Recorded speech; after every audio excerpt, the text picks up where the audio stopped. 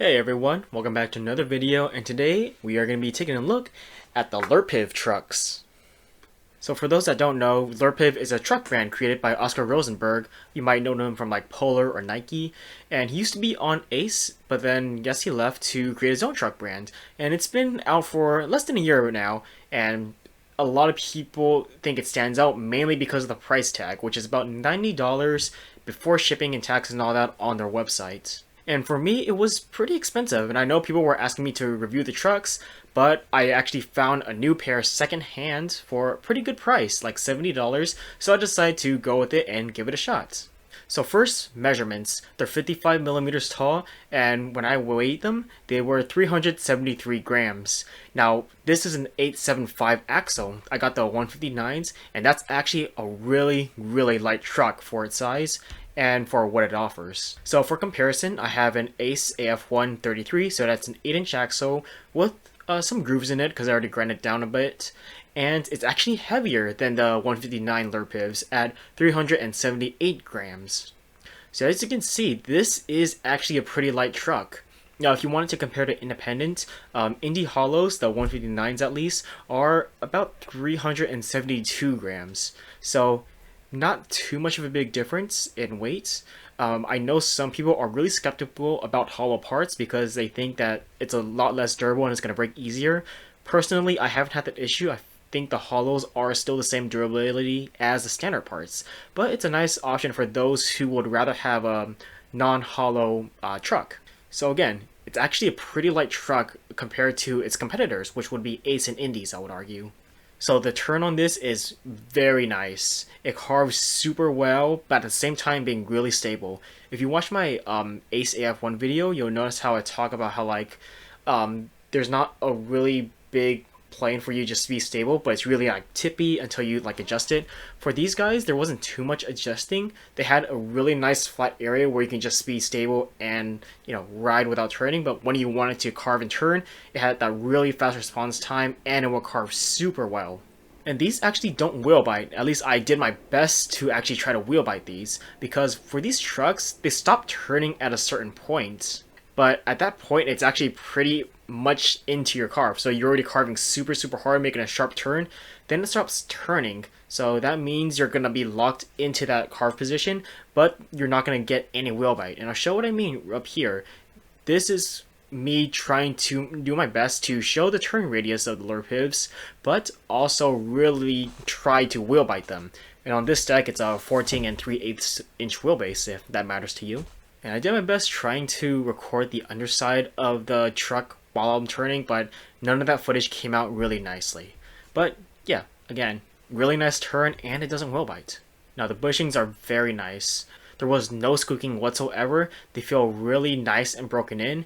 It was very similar to an Ace AF1. I'm going to be making a lot of brand comparisons because I can't help it. That's just what these trucks remind me of. But yeah, the bushings, very, very similar to Ace AF1. I don't know if they're the same height, but it's basically the same performance.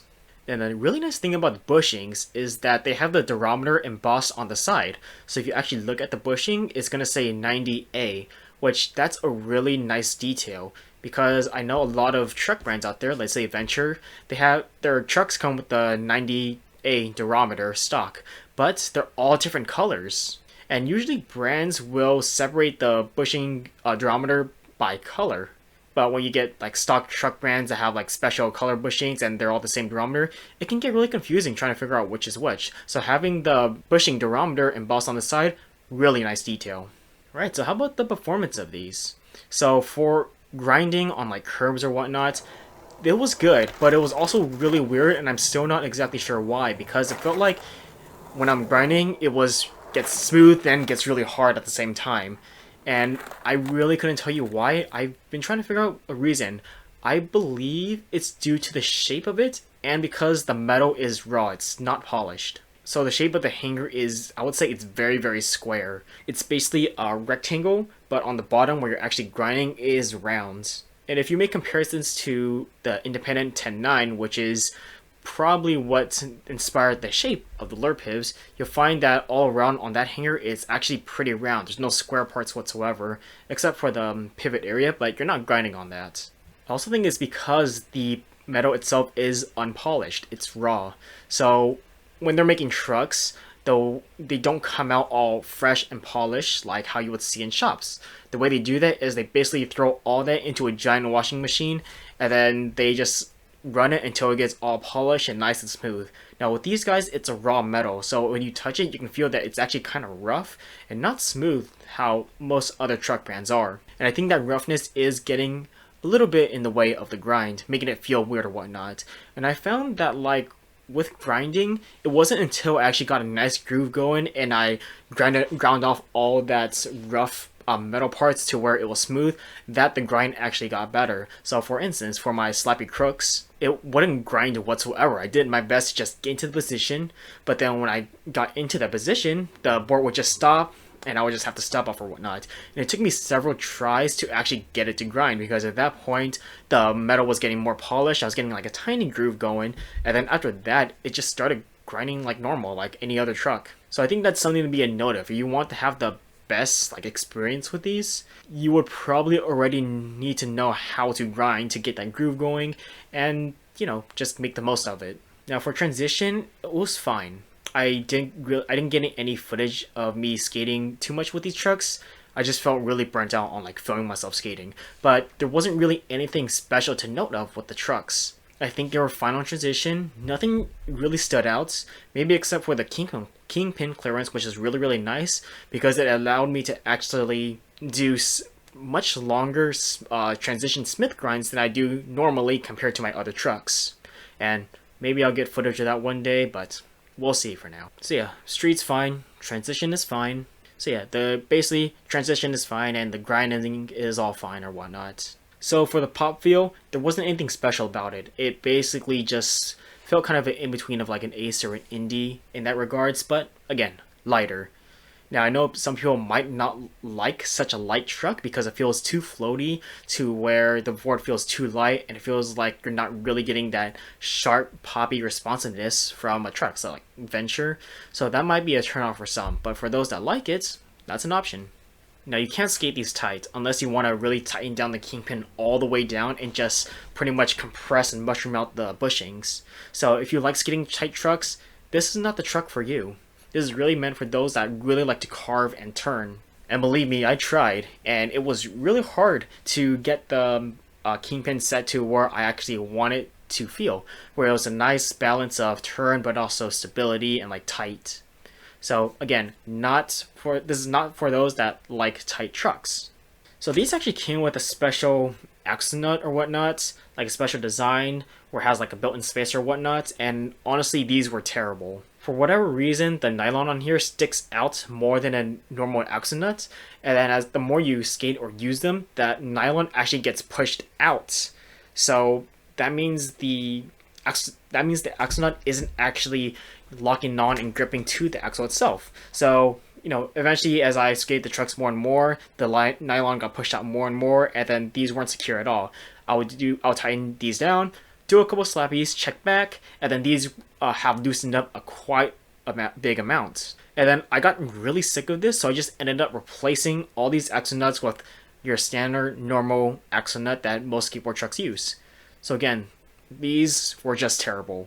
So my trucks came with what they call the Grub lock on the hanger. So for the first like round of Lurpivs, a lot of people were complaining about the kingpin getting loose. So they did a Band-Aid solution in which they drilled a hole into the base plate and then put an Allen screw in there to put pressure onto the kingpin so the kingpin will just stay rigid and tight and won't get loose. I don't know if that worked at all. I haven't had any issues with my kingpin getting loose, but I did lose the one on my front truck despite it being cranked down all the way. I made sure to tighten it, and then, you know, I skated it for a bit, and then I looked at my truck and I noticed, oh, I'm missing a part. And I don't want to worry about having to lose parts, like really small tiny parts like that on my truck while I'm skating, and I don't want to be checking my truck like every 5 or 10 minutes to make sure everything's there. So I really just felt like it was a quick Band-Aid solution, just so they have more time to figure out why the kingpin is coming loose. But honestly, I just think it's moot because it's really easy to lose that screw. So the kingpin and the axle nuts are actually really weird because they both accept the 1/2 inch socket wrench. So that's going to be on your T tool, the socket wrench that you use to tighten down your axle nuts.